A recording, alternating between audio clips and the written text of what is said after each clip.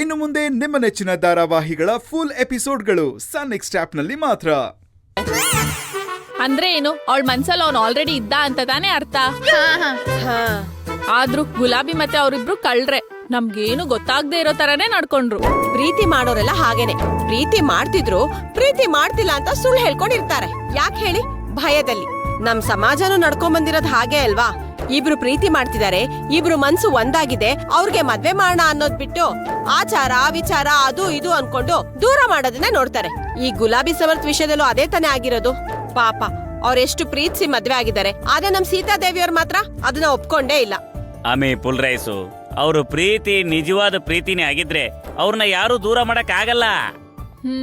ನೋಡ್ತಾ ಇರು, ಅವ್ರು ಹೋರಾಟ ಮಾಡಿ ಅವ್ರ ಪ್ರೀತಿನ ಉಳಿಸ್ಕೋತಾರೆ. ಈಗ ಅವ್ರ ಮನೆಗ್ ಬರ್ಲಿ, ಅವ್ರು ಬಂದ ತಕ್ಷಣ ಈ ಪ್ರೇಮಿಗಳ ದಿನನ ನಾವೆಲ್ಲರೂ ಸೆಲೆಬ್ರೇಟ್ ಮಾಡೋಣ.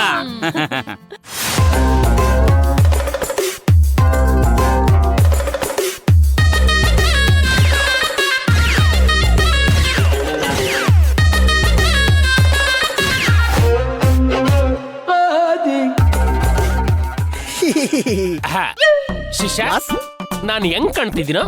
ಹೆಂಗೆಂಗೋ ಕಾಣ್ತಾ ಇದ್ದೀರಾ ಬಾಸ್? ಅಂದ್ರೆ ಬಾಸ್, ಇವಾಗ ಹೊಸ ಮನೆ ಹತ್ರ ದೃಷ್ಟಿಕೊಂಬೆ ಇಟ್ಬಿಟ್ಟು ಬಟ್ಟೆ ಹಾಕಿರ್ತಾರೆ ಗೊತ್ತಾ? ಅದೇ ತರ ಕಾಣ್ತಾ ಇದ್ದೀರಾ.